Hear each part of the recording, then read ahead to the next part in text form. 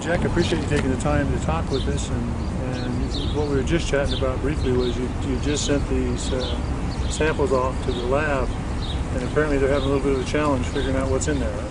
Yeah, they're telling me that one lab said that the I don't know how she explained the carbon molecule, if it was more than 6 molecules, they couldn't test it. And Gotcha. since this is supposedly in the thousands, that she said we'd probably have to send it to a feed lab, Okay. to be tested to see if they can, an animal grade feed lab to get it tested. And, sure. and so I've never done that, and of course I don't know.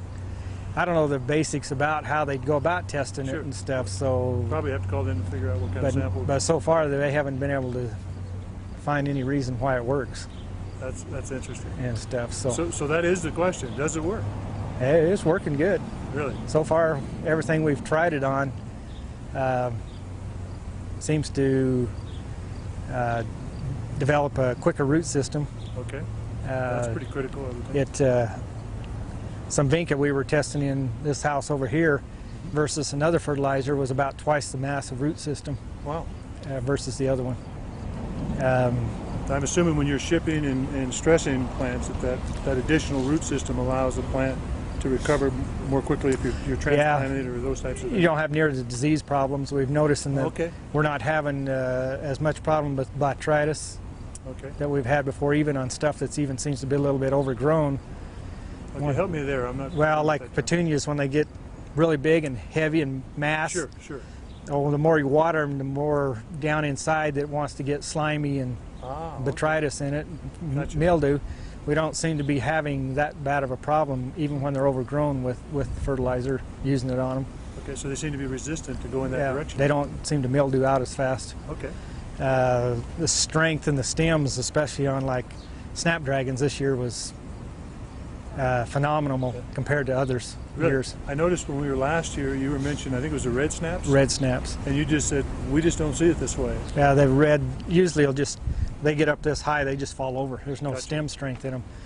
This year, they'd stand straight up, you could water them, you could shake them, you could do anything you wanted to them, they'd still stand up. In fact, the stems were so hard you couldn't pinch them off, you had to snap them off, you had to break them to get them to break sounds loose. real unusual from your experience. Yeah, reds just were terrible. We were thinking about completely just dropping red Oh, really? Because it wouldn't stand up. It just lay over. So they essentially go limp on you way too early to really feel like you can market them. Yeah, floppy stems. Now you're getting enough rigidity in the stem that you feel like it's a viable product for you to move. Yeah, the fact we even got sonnets up to where they had flowers on them on the reds and still standing straight up. Really? Whereas before you couldn't even get close to that and they'd lay down. Okay. As soon as you put the water to them after they were that tall, and then waters had hit them with water, they'd just fall over, and then when they'd stand back up, you'd have curled stems and bent stems. They wouldn't be straight at all. That's interesting. So one of the things that in talking to some other folks and talking to you earlier, you mentioned that shipping is really tough on them, and so that stem strength really helps out when they're handling long term, because you ship some of yours all the way over to Arizona and different places, if I understand correctly. Yeah, most of the stuff will have the longest it'll be on the truck's 24 hours. Okay. So it usually gets off pretty quick, but even then, being in the dark and then coming out into the light and stuff, it affects them a little bit. Stresses them a little bit. Stresses them. Yeah. Especially snapdragons, they like to you're in the dark and then you put them out in the sun and they'll just wilt. Really? No longer than that. They'll come back out fairly quick, but they want to wilt down on you and stuff. But when you mentioned the different types of plants that you've been working, how broad is that spectrum in reference to? Almost a full range of bedding plants we've tried it on, and almost everything we've tried it on is appeared to have a shorter plant with better color. Really? The color seems to be more intense in the blossom.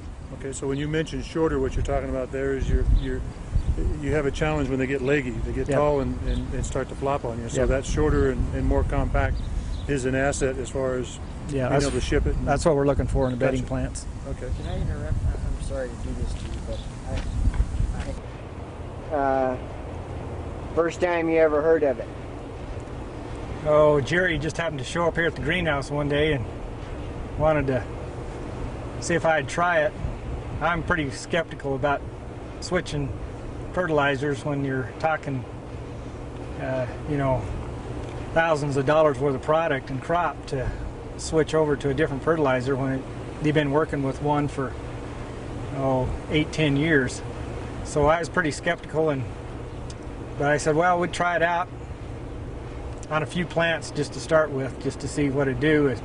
He came at a time I was really busy, so I said, I don't have time to mess with it, so you have to take care of watering it, and we'll pick out. So we took about 20 different varieties of plants and put them in 2 blocks, and we watered one and he watered the other with his stuff, and then we did a comparison about 4 to 6 weeks later, and most of the stuff that was watered with his was better quality, so that kind of piqued the interest of trying a little more on a bigger block of section.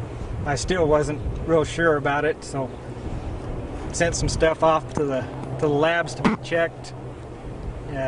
We'd been using two other different fertilizers, so we sent all 3 of them off, and when the lab results come back, it was the soil sample on the grower's choice stuff there was 0. There was nothing in the soil.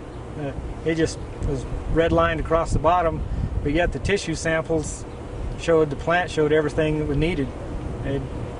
It was fine. It was in the range where it needed to be. So that's what kind of made it a little interesting, that you got nothing in the soil, but the plant's got everything it wants according to the lab results. Where the other fertilizers, they were up and down on the chart, some in range, some out of range, and it was quite a difference in that. So we decided